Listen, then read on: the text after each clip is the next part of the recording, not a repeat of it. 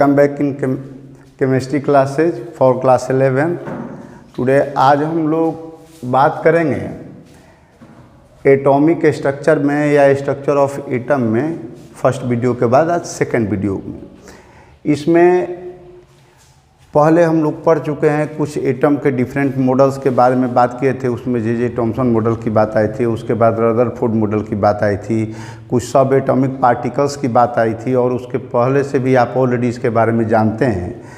तो हम लोग सब एटॉमिक पार्टिकल्स या फंडामेंटल पार्टिकल्स जो मेन हैं, इलेक्ट्रॉन्स, प्रोटॉन और न्यूट्रॉन, ये तीनों के कैरेक्टरिस्टिक्स को हम लोग यहाँ पर एक टेबलाइज फॉर्म में दिए हैं। आप इसको वीडियो पॉज करके नोट कर लेंगे या फिर आपको ये बुक में भी मिल सकता है। तो यहाँ पर जैसे ये नेम है सब एटॉमिक पार्टिकल्स का, इलेक्ट्रॉन, प्रोटॉन और न्यूट्रॉन। इसके बाद उसका सिंबल आप देते हैं, स्मॉल लेटर में सारे दिए जाते हैं। चार्ज के रूप में दिया गया है एब्सोल्यूट चार्ज इन कूलम्ब। तो -1 पर, माइनस का मतलब कि ये निगेटिव चार्ज है, प्लस का मतलब कि ये पॉजिटिव चार्ज। तो और उसका अमाउंट होता है 1.60217 इंटू 10⁻⁻⁹, और इसी को राउंड फिगर में अप्रॉक्सीमेटली हम लोग लिखते हैं -1.6 इंटू 10⁻⁻19। ऐसे ही ये अप्रॉक्सीमेटली आप लिख सकते हैं कि प्लस 1.6 इंटू 10⁻⁻19 कूलम्ब ये आपका चार्ज होता है। कैलकुलेशन में यही नंबर, इतना लंबा नंबर हम लोग नहीं यूज करते हैं। उसके बाद रिलेटिव चार्ज। रिलेटिव चार्ज का मतलब कि उसको एलिमेंट्री चार्ज मानते हैं हम। मिनिमम चार्ज या एलिमेंट्री चार्ज, उसको हम लोग ई से डिनोट करते हैं, एलिमेंट्री चार्ज। एलिमेंट्री चार्ज को हम लोग ई से रिप्रेजेंट करते हैं, और इसका वैल्यू लेते हैं वही 1.60217 इंटू 10⁻⁻19 कूलम्ब। अप्रॉक्सीमेटली इसको ले लेते हैं 1.6 इंटू 10⁻⁻19 कूलम्ब। इसी चार्ज को हम लोग एलिमेंट्री चार्ज मानते हैं। एलिमेंट्री चार्ज, इस चार्ज को इसलिए माना जाता है कि किसी भी इंडिपेंडेंट पार्टिकल्स पर मिनिमम इतना ही चार्ज रह सकता है, और इसके बाद जो भी पार्टिकल्स होते हैं जिसमें इससे ज़्यादा चार्ज होगा तो वो इसके इंटीग्रल मल्टीपल के रूप में होगा, इसके फ्रैक्शनल नंबर के मल्टीपल में चार्ज नहीं होता है। और उसी को हम लोग क्वांटाइजेशन ऑफ चार्ज भी बोलते हैं। क्वांटाइज करता है मतलब स्मॉलर यूनिट के इंटीग्रल नंबर के रूप में आपको चार्ज पाया जाएगा। तो एलिमेंट्री चार्ज ये हो गया। तो एक एलिमेंट्री निगेटिव चार्ज रहता है आपके इलेक्ट्रॉन पर, उतना ही एक एलिमेंट्री चार्ज पॉजिटिव चार्ज रहता है आपके प्रोटॉन पर, और न्यूट्रॉन पर नो नेट चार्ज, यानी नेट चार्ज 0 होता है। इसका मतलब ये नहीं होता है कि न्यूट्रॉन के अंदर कोई चार्ज होता ही नहीं है। न्यूट्रॉन के अंदर भी चार्ज होता है, क्योंकि अब आजकल क्वार्क लेवल तक लोग चले गए हैं खोज करके, और क्वार्क में ये +1/3, +1/3, -1/3 डिफरेंट चार्ज मिलते हैं, फ्रैक्शनल चार्ज और एलिमेंट्री चार्ज। लेकिन वो चार्ज इंडिपेंडेंट नहीं होते, और न्यूट्रॉन में उन दोनों क्वार्क चार्जों का सम 0 होता है, इसलिए उसको हम लोग नेट चार्ज न्यूट्रॉन के लिए 0 लिखते हैं। अब रिलेटिव चार्ज की बात की जाए तो ये -1 हो जाता है, ये +1 हो जाता है, ये आपका 0 हो जाता है। रिलेटिव चार्ज निकालने का मतलब कि प्रेजेंट चार्ज को आप एलिमेंट्री चार्ज से डिवाइड कीजिए, तो जो वैल्यू आएगा वो आपका रिलेटिव चार्ज हो जाएगा। और इसके बाद इलेक्ट्रॉन का मास 9.109382 इंटू 10⁻⁻31 kg होता है, kg में लिखा गया है। आप इसको अप्रॉक्सीमेटली लिख सकते हैं 9.11 इंटू 10⁻⁻31। ऐसे ही यहाँ पर होता है कि प्रोटॉन के लिए कि 1.672616 इंटू 10⁻⁻27। आप इसको अप्रॉक्सीमेटली लिख सकते हैं 1.67 इंटू 10⁻⁻27। ऐसे ही नीचे वाले को भी प्रोटॉन में 1.67497 इंटू 10⁻⁻27 होता है। आप इसको अप्रॉक्सीमेटली 1.67 इंटू 10⁻⁻27 लिख सकते हैं। ठीक है। अब इसमें तीनों में अगर पूछा जाए कि इलेक्ट्रॉन, प्रोटॉन और न्यूट्रॉन तीनों में सबसे हेवीएस्ट पार्टिकल कौन होते हैं, लाइटेस्ट में तो आप देख रहे हैं कि ये आपका हो जाएगा इलेक्ट्रॉन, क्योंकि उसका पावर -31 में है। लेकिन अगर पूछा जाए कि सबसे हेवीएस्ट, तो जनरली कॉन्सेप्ट में अगर 2 डिजिट तक देखते हैं डेसिमल के बाद, तो 1.67 इसमें भी है, 1.67 इसमें भी है, 10⁻⁻27 10⁻⁻27 दोनों में है, तो लगभग बराबर आता है। लेकिन एब्सोल्युटली देखा जाए उसके नेक्स्ट डेसिमल प्लेसेज पर जाइएगा तो आप देखेंगे इसमें कि ये प्रोटॉन का जो वैल्यू होता है वो थोड़ा कम होता है और न्यूट्रॉन के मास का वैल्यू थोड़ा ज़्यादा होता है। आप अप्रॉक्सीमेटली ये देख सकते हैं कि अगर एक प्रोटॉन और एक इलेक्ट्रॉन दोनों को मास को ऐड किया जाता है तो वो लगभग आपके एक न्यूट्रॉन के मास के बराबर होता है। यानी एक न्यूट्रॉन का मास एक प्रोटॉन और एक इलेक्ट्रॉन के मास के लगभग बराबर होता है। फिर इसी को जब हम एटॉमिक मास यूनिट में लिखते हैं तो एटॉमिक मास यूनिट में पॉइंट के 5 डेसिमल तक गए हैं तो 0.00054 होता है, और ये हो जाता है 1.00727 और ये हो जाता है 1.00867।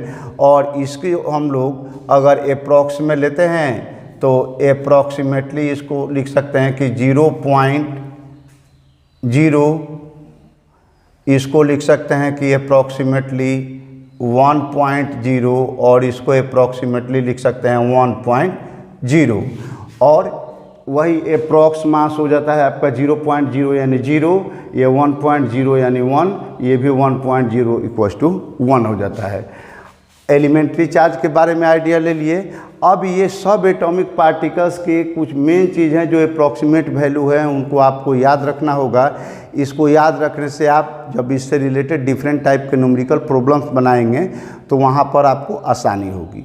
अब इसके बाद हम लोग आगे बढ़ते हैं तो हम लोग देखते हैं कि पिछले वीडियोज में हम लोगों ने बात किया था रदरफोर्ड एक्सपेरिमेंट के बारे में। तो रदरफोर्ड एक्सपेरिमेंट में रदरफोर्ड ने कहा था कि किसी भी एटम का टोटल पॉजिटिव चार्ज और टोटल मास उसके सेंटर में सेंट्रलाइज हो जाता है और उसका निगेटिव चार्ज जो होता है वो न्यूक्लियस के चारों तरफ सर्कुलर ऑर्बिट में रिवॉल्व करते रहता है।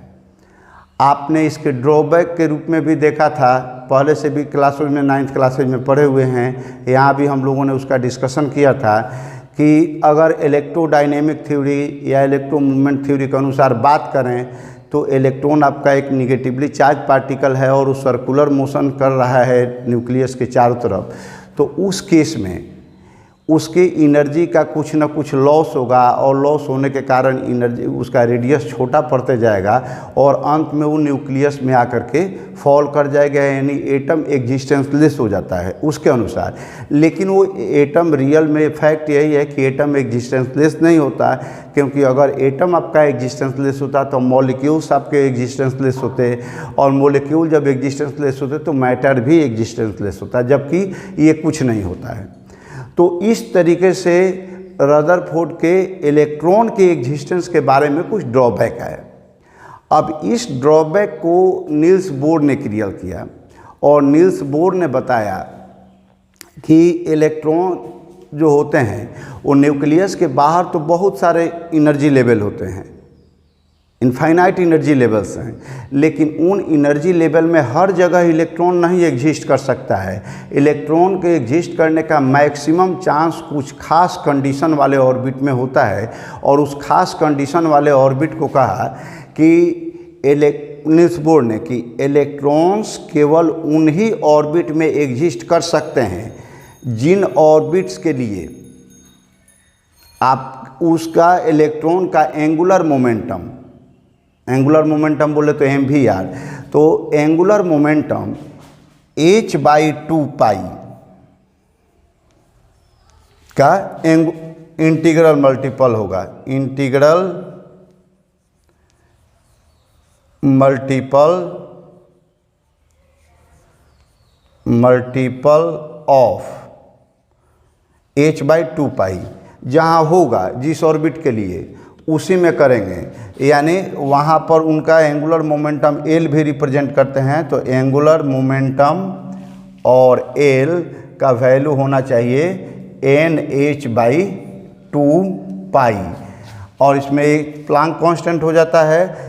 SI यूनिट में इसका H का वैल्यू लिया जाता है 6 SI यूनिट में आपका हो जाएगा H का वैल्यू 6.626 आता है अप्रॉक्सीमेटली। हम 2 डिजिट में 626 तक या 3 डिजिट में या फिर 2 डिजिट में 62 तक भी हम लोग ले सकते हैं, और इंटू 10⁻34 ये एज का वैल्यू होता है प्लांक कांस्टेंट का। न्यूमेरिकली यूनिट आपका जूल सेकंड हो जाता है, जूल पर सेकंड, तो यहाँ पर हमको न्यूमेरिकली इसका मतलब है कि SI यूनिट में उसका न्यूमेरिकल वैल्यू 6.6262 या फिर आप अप्रॉक्सीमेटली इसको ऐसे भी लिख सकते हैं कि 6.626 इंटू 10⁻34 इन SI यूनिट्स। ये SI यूनिट में इतना होता है। तो इस तरीके से कहा कि अब इसमें 2 से डिवाइड कीजिए तो जो वैल्यू आएगा उसी में इलेक्ट्रॉन रह सकते हैं। जहाँ पर h/2 का इंटीग्रल मल्टीपल नहीं आएगा वहाँ पर इलेक्ट्रॉन के रहने की चांस नहीं होती है। ये बताया गया नील्स बोर के द्वारा। और इसके बाद उन्होंने ये भी कहा कि जब इलेक्ट्रॉन किसी एक फिक्स ऑर्बिट में रहता है जहाँ पर उसका NH/2 का कंडीशन फुलफिल हो रहा है, तो उस ऑर्बिट में जब इलेक्ट्रॉन रिवॉल्व करता है तो बाय इटसेल्फ एनर्जी का रेडिएशन नहीं होता है, लॉस ऑफ एनर्जी नहीं होती है, और कंटिन्यूसली रेडियस के फॉल करने की बात जो आती है वो बात नहीं हो पाती है। फिर इलेक्ट्रॉन तो आगे पीछे भी जाता है, तो इसका एक्सप्लेनेशन उन्होंने दिया कि जब सराउंडिंग से, जिस सराउंडिंग के अंदर इलेक्ट्रॉन है, तो उस सराउंडिंग से जब उसको एनर्जी दी जाती है एक्सटर्नल सोर्स के द्वारा, तो उस एक्सटर्नल सोर्स से वो एनर्जी गेन करता है। जब बाहर वाला कोई सोर्स उसको दे रहा है एनर्जी, तब वो गेन करता है, और एनर्जी जब गेन करता है तो उसका काइनेटिक एनर्जी लेवल बढ़ जाता है और अपने से हायर ऑर्बिट में चला जाता है। फिर वहाँ जाने पर अगर सराउंडिंग उसके एनर्जी को एब्जॉर्ब कर लेता है, तो एब्जॉर्ब करने के बाद वो फिर से कम बैक हो जाता है अपने लोअर एनर्जी लेवल वाले में। तो ये जंपिंग एबव और जंपिंग लोअर साइड जो हो रहा है, ये होता है ड्यू टू एब्जॉर्प्शन और उसको expel out of energy by external source, not bye electron itself. वो एनर्जी का जो चेंज हो रहा है वो एक्सटर्नल सोर्स से होता है, इलेक्ट्रॉन के द्वारा डायरेक्ट वो नहीं किया जाता है। तो इस तरीके से अब इस रूल के अनुसार ये एक्सप्लेन हो गया कि वो एटम स्टेबल होता है। अब इसके बाद हम लोग फिर आगे के वीडियोज में बात करेंगे, कुछ बोर्ड से रिलेटेड डिफरेंट टाइप के एटॉमिक रेडियस वगैरह निकालने की बात आएगी, आगे के टॉपिक्स में है। तो अब इसके बाद हम लोगों को बात कर लेना है थोड़ा सा एटॉमिक नंबर के बारे में, मास नंबर के बारे में, आइसोटोप, आइसोबार और आइसोटोन के बारे में, और इसके बाद तब डुअल नेचर की बात करेंगे। तो सबसे पहले हम लोग डिफाइन करते हैं एटॉमिक नंबर क्या होता है। तो आप जानते हैं बहुत पहले लोग ये मानते थे कि atomic mass is the fundamental property of any element, लेकिन बाद में मोसले ने इसको डिफाइन किया कि नहीं, किसी भी एटम के लिए मोस्ट इम्पॉर्टेंट चीज़ उसका एटॉमिक नंबर है, क्योंकि उसके सारी केमिकल प्रॉपर्टी किसी भी एलिमेंट के, उसके केमिकल प्रॉपर्टी जितनी भी होती हैं उस सारी की सारी प्रॉपर्टी उसके ये एटॉमिक नंबर पर डिपेंड करती है, एटॉमिक मास पर डिपेंड नहीं करती। और एटॉमिक मास जो होता है किसी भी नंबर के लिए काउंटिंग नंबर के रूप में होता है, 1 2 3 4 5 ऐसे होता है, वो नेचुरल नंबर फ्रैक्शन में नहीं होता है। और किसी भी एलिमेंट का एटॉमिक मास नंबर वैरी कर सकता है, लेकिन एटॉमिक नंबर वैरी नहीं करता है। तो एटॉमिक नंबर जो होता है हम उसको जेड से रिप्रेजेंट करते हैं। एटॉमिक नंबर, इसको आप ऑलरेडी 9th में पढ़ चुके हैं। एटॉमिक नंबर इसको जेड से रिप्रेजेंट करते हैं और ये होता है नंबर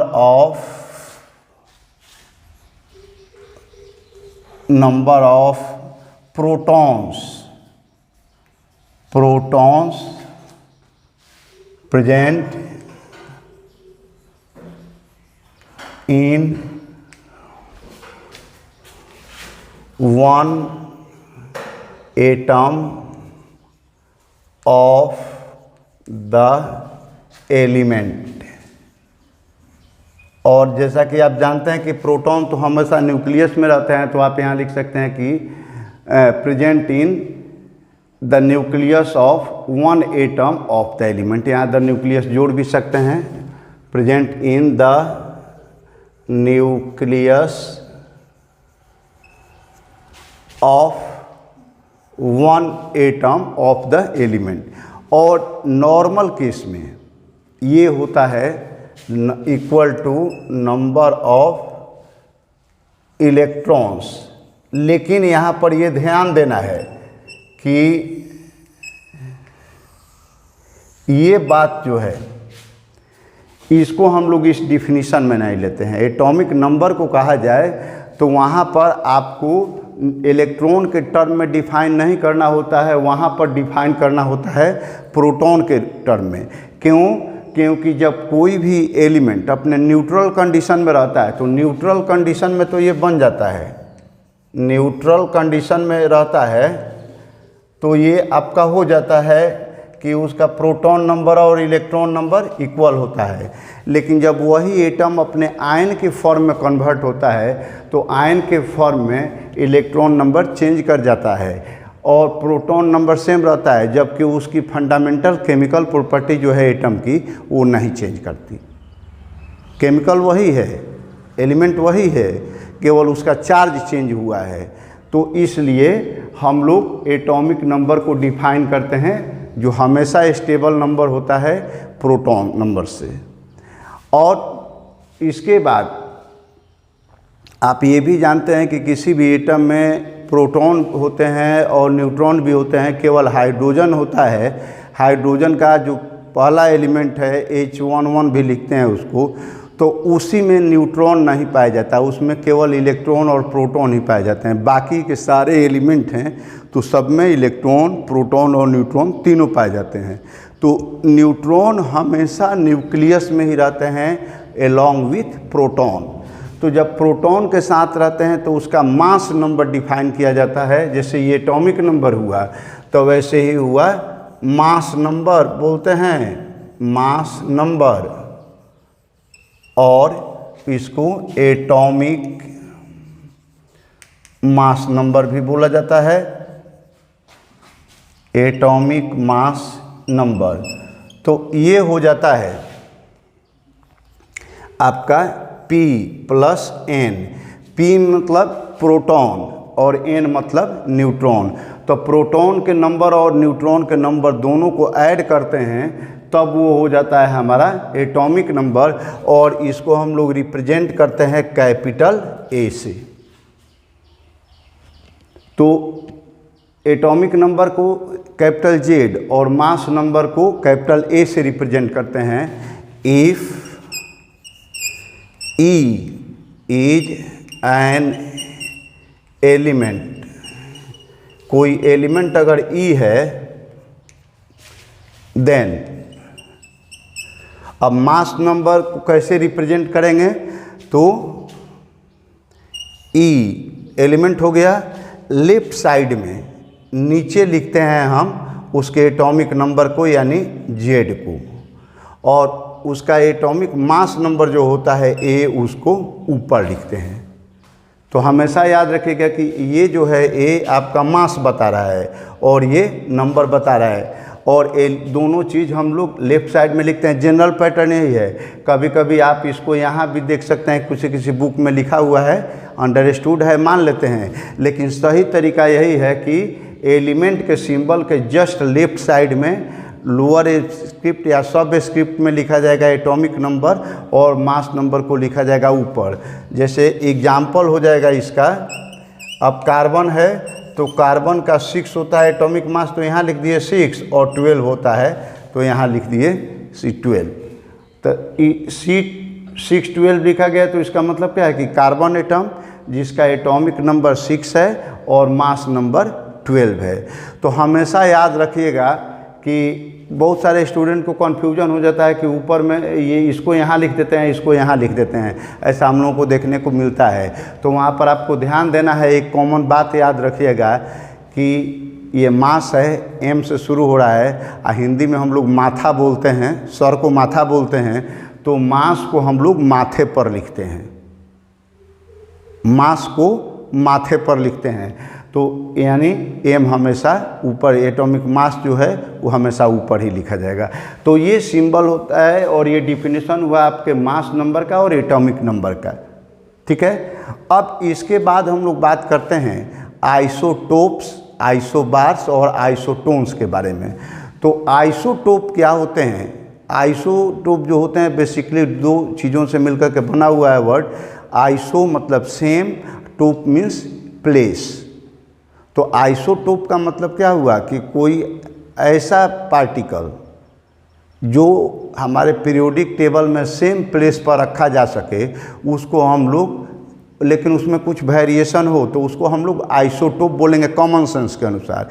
अब उसका स्टैंडर्ड डिफिनीशन क्या देते हैं आइसोबार का, आइसोटोप का, कि कोई भी ऐसा एलिमेंट जिसका एटॉमिक नंबर सेम और मास नंबर डिफरेंट हो तो उसको हम लोग कहेंगे आइसोटोप। तो हम लोग उसको लिख सकते हैं सिंपली कि आइसोटोप इक्वल्स टू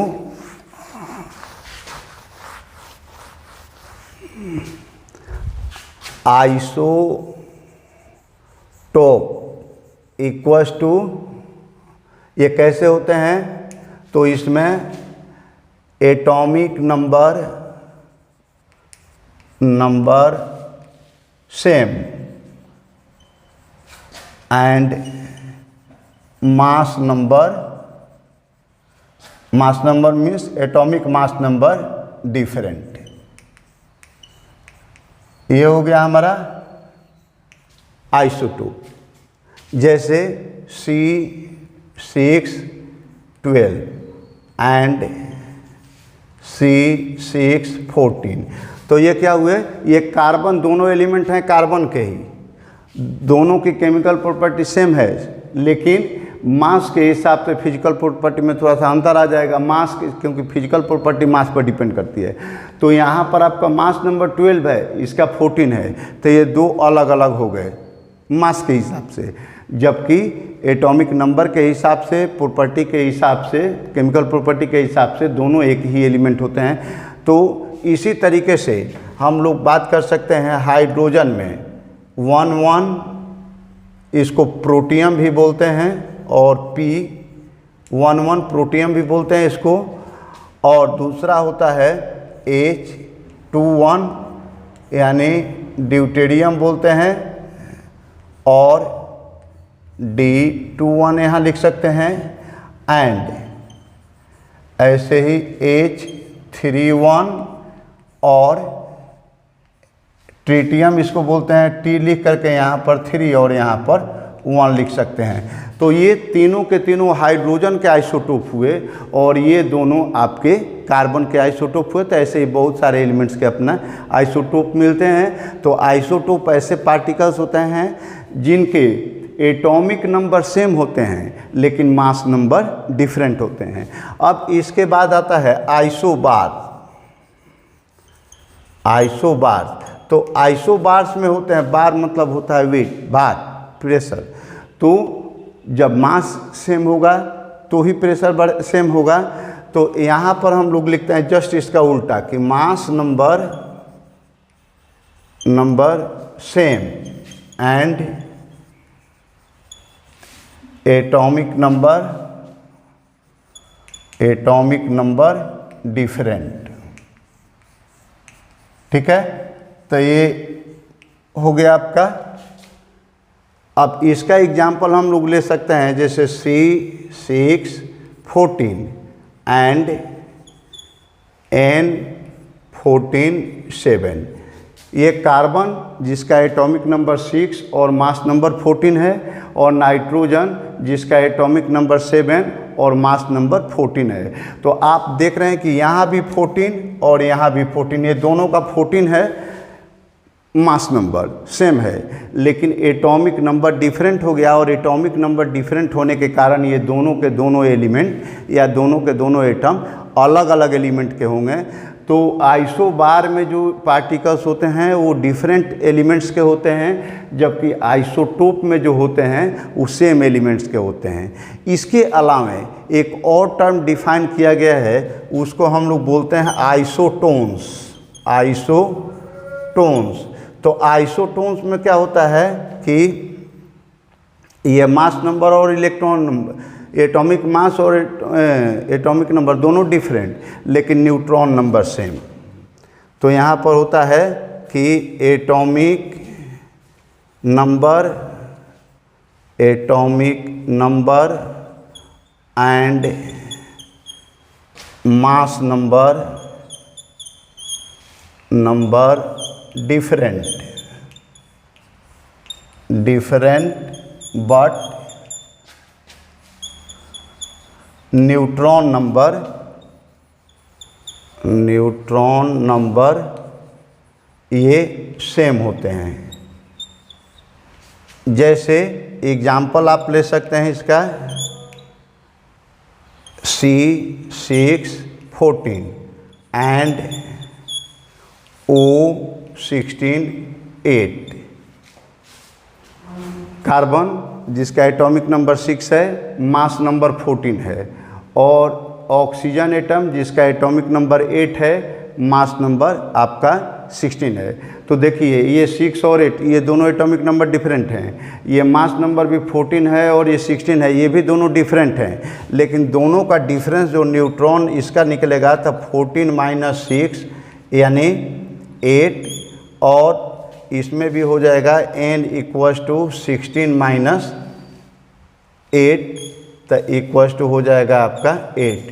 तो आप चूँकि पहले देख चुके हैं कि एटॉमिक नंबर A जो होता है मास नंबर, तो ये Z या आप इसको P + N लिखते थे, तो P को आप Z भी लिखते थे, तो आप लिख सकते हैं कि Z + N। तो अगर n निकालना हो तो a में से z को माइनस करेंगे, z निकालना हो तो a में से n को माइनस करेंगे, तो इस तरीके से ये आपका निकल जाएगा। तो वही काम हमने यहाँ पर n किया है कि इसमें से इसको माइनस कर दिए, इसमें से इसको माइनस कर दिए, तो दोनों का डिफरेंस 8 आया, यानी ये दोनों आइसोटोनिक हैं। तो इस तरीके से आइसोटोप्स, आइसोबार्स और आइसोटोन्स के बारे में हम लोग यहाँ पर देखें। एटॉमिक मास की बात कर लिए। अब इसके बाद आते हैं थोड़ा सा इंट्रोडक्शन के रूप में हम लोग देखते हैं कि ये स्पेक्ट्रम क्या होते हैं, इलेक्ट्रोमैग्नेटिक रेडिएशंस क्या होते हैं, और उसमें क्या क्या प्रॉपर्टी पाई जाती है, dual nature of electromagnetic radiation क्या होता है, इसको समझना जरूरी है, क्योंकि एटॉमिक स्ट्रक्चर में फर्दर जो बात होगी वो स्पेक्ट्रम से रिलेटेड होगी, तो इसलिए उसको करना थोड़ा सा ज़रूरी है। तो पहले देख लेते हैं dual nature of electromagnetic radiations को।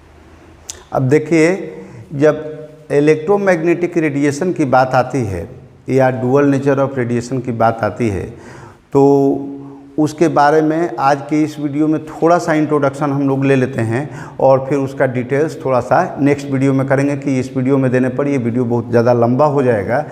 तो देखिए, ये रदरफोर्ड की बात जो आई, या फिर वो उसमें जो रेक्टिफिकेशन किया गया बोर्स के द्वारा, तो वो नील्स बोर ने जो रेक्टिफिकेशन किया वो ऐसे ही नहीं किया। उसके जब उन्होंने कर दिया कि सर्टेन एनर्जी लेवल्स में अपना रहते हैं इलेक्ट्रॉन का स्कीपिंग होता है लोअर से हायर लेवल में, हायर से लोअर लेवल में। तो अब इस हायर से लोअर लेवल में जब आता है तो उसमें इलेक्ट्रॉन से जो एनर्जी निकलती है वो सिस्टम के द्वारा ही निकाली जाती है, लेकिन वो एनर्जी निकल तो रही है। तो एनर्जी जो निकल रही है वो किस फॉर्म में निकल रही है, तो इसके बारे में लोगों ने अपना तरह तरह का, डिफरेंट साइंटिस्टों ने अपना एक्सपेरिमेंट शुरू किया, लॉजिकल थॉट देना शुरू किया। तो इसमें सबसे पहले एक्सप्लेन्ड वे में जेम्स मैक्सवेल के द्वारा 1870 में बताया गया, 1870 ईस्वी में उन्होंने एक्सपेरिमेंटली वेरीफाइड करके इस चीज़ को बताया कि ये जो चार्ज पार्टिकल्स होते हैं या चार्ज होते हैं, चार्ज बॉडी जो होते हैं, तो उनका जब मूवमेंट होता है, उसमें जब एक्सेलरेशन होता है तो उससे कुछ इलेक्ट्रिक और मैग्नेटिक फील्ड बनाए जाते हैं। यानी चार्ज बॉडीज और electric field and magnetic field के बीच में कुछ न कुछ इंटरएक्शन होता है। ये बात सबसे पहले प्रपोज किया गया 1870 में मैक्सवेल के द्वारा, और उसको बाद में आपके अलग अलग, जैसे जिसमें हर्ट्ज भी थे और अन्य सारे बहुत सारे साइंटिस्ट इसको एक्सपेरिमेंटली वेरीफाई करके सेम रिजल्ट को ओके किए। तो उसमें ये बात आई कि अगर कोई भी चार्ज पार्टिकल एक्सेलरेट होता है तो उसमें कुछ न कुछ इलेक्ट्रिक और मैग्नेटिक फील्ड बनते हैं, और ये इलेक्ट्रिक और मैग्नेटिक फील्ड जो होते हैं वो एक दूसरे पर इंटरडिपेंडेंट होते हैं। यानी variable electric field variable magnetic field बनाता है, और variable magnetic field variable electric field बनाता है। तो जब तक ये एक्सेलरेशन होते रहता है, ये दोनों के दोनों वेरिएबल कंडीशन में बनते रहते हैं। चार्ज के प्रॉपर्टीज में आपने आगे के क्लासों में देखेंगे कि कोई भी चार्ज होता है तो अगर वह चार्ज, इलेक्ट्रिक चार्ज अगर स्टैटिक रहता है, एक जगह पर फिक्स रहता है या लोकलाइज रहता है, तो वो केवल इलेक्ट्रिक फील्ड बनाता है अपने सराउंडिंग में। आप 10th क्लास में इलेक्ट्रिक चार्ज का डिफिनीशन भी दिए होंगे कि यह किसी पार्टिकल की वह प्रॉपर्टी है जिसके कारण वह पार्टिकल अपने सराउंडिंग में इलेक्ट्रिक फील्ड क्रिएट करता है।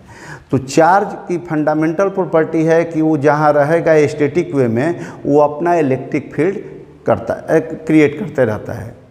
उसका इलेक्ट्रिक फील्ड का एग्जिस्टेंस कंटिन्यूअसली होता है, और जब वही चार्ज मूव करता है तो मूवमेंट में भी अगर वो कांस्टेंट स्पीड से जा रहा है तो उसका इलेक्ट्रिक फील्ड 0 हो जाता है और मैक्सिमम हो जाता है मैग्नेटिक फील्ड। और वही चार्ज अगर एक्सेलरेट करता है तो जब तक एक्सेलरेट करता है तब तक उसका इलेक्ट्रिक फील्ड और मैग्नेटिक फील्ड ये दोनों वेरिएबल होते हैं। कुछ ना कुछ इलेक्ट्रिक फील्ड भी होता है, कुछ ना कुछ मैग्नेटिक फील्ड भी होता है। तो जब एनर्जी निकलती है, रेडिएट होती है, तो एनर्जी का radiation in the form of electromagnetic radiation या इलेक्ट्रोमैग्नेटिक वेव्स होता है। अब ये इलेक्ट्रोमैग्नेटिक वेव्स क्या है, तो जो ऐसी वेव्स जो इलेक्ट्रिक फील्ड और मैग्नेटिक फील्ड के म्यूचुअल वेरिएशन से बनती हैं, क्रिएट होती हैं, तो वो आपके इलेक्ट्रोमैग्नेटिक वेव हो जाएंगी। तो लाइट भी जो है, जिसको हम लोग विजुअल लाइट भी बोलते हैं, देखते हैं जिसके प्रेजेंस के कारण हम डिफरेंट ऑब्जेक्ट्स को, और इसके अलावा भी बहुत सारे इनविजिबल रेडिएशंस हैं, जैसे radio wave, microwave, alpha rays, gamma rays, बहुत सारे तरह के रेडिएशंस हैं। तो वो ultraviolet rays, infrared rays, different type के रेडिएशंस हैं जो कि आपको दिखते नहीं हैं, लेकिन फिर भी वो इलेक्ट्रोमैग्नेटिक रेडिएशन ही हैं। और वो इलेक्ट्रोमैग्नेटिक रेडिएशन का ही एक बहुत छोटा सा रेंज होता है, छोटा सा पार्ट है, जिसका हम लोग लाइट होता है, इसको 400 नैनोमीटर से 750 नैनोमीटर के रेंज में उसका वेवलेंथ होता है, और हम लोग इसको देखते हैं। तो ये जो रेडिएशंस होते हैं, इसको पहले लोग मानते थे, न्यूटन ने जो अपना थ्योरी दिया था उसको हम लोग कार्पसस थ्योरी भी बोलते हैं। तो उन्होंने लाइट को मासलेस पार्टिकल का फ्लो माना था, जबकि बाद में हाइगेंसबर्ग ने उसको क्लियर किया था कि नहीं, वो पार्टिकल लाइक बिहेवियर नहीं करता है, वो वेव लाइक नेचर शो करता है। और उसको उन्होंने दिया था कि हाइगेंसबर्ग वेव थ्योरी, चाहे हाइगेंस वेव थ्योरी। और उसके बाद में लेटर में ये माना गया कि ये डुअल नेचर शो करता है। तो हम लोग नेक्स्ट वीडियो में जब मिलते हैं तो लाइट रेडिएशन के पार्टिकल्स नेचर और वेव नेचर और दोनों को मिला करके डुअल नेचर की बात करेंगे। तब तक आप इस वीडियो को देख करके इसके जो फंडामेंटल कॉन्सेप्ट है उसको समझ लीजिए। आपके पास जो बुक हो उससे भी आप स्टडी कर लीजिए कि कंपैरेटिव स्टडी में कि कहीं एरर नहीं रहे, और बार बार पढ़ने से आपको प्रैक्टिस भी हो जाएगा। इससे रिलेटेड कुछ न्यूमेरिकल आपके बुक में दिए हों या साइड बुक में दिए हों तो आप बना सकते हैं। और चैनल पर अगर आप नए हैं तो चैनल को लाइक कर लीजिए, सब्सक्राइब कर लीजिए, शेयर कर लीजिए, ताकि आपको लेटेस्ट अपडेट हमेशा मिलता रहे। बेल आइकन को प्रेस कर दीजिएगा इसके लिए। और हम लोग मिलते हैं अगले वीडियो में डुअल नेचर ऑफ मैटर के साथ, रेडिएशन के साथ। और तब तक के लिए best of luck. Thank you.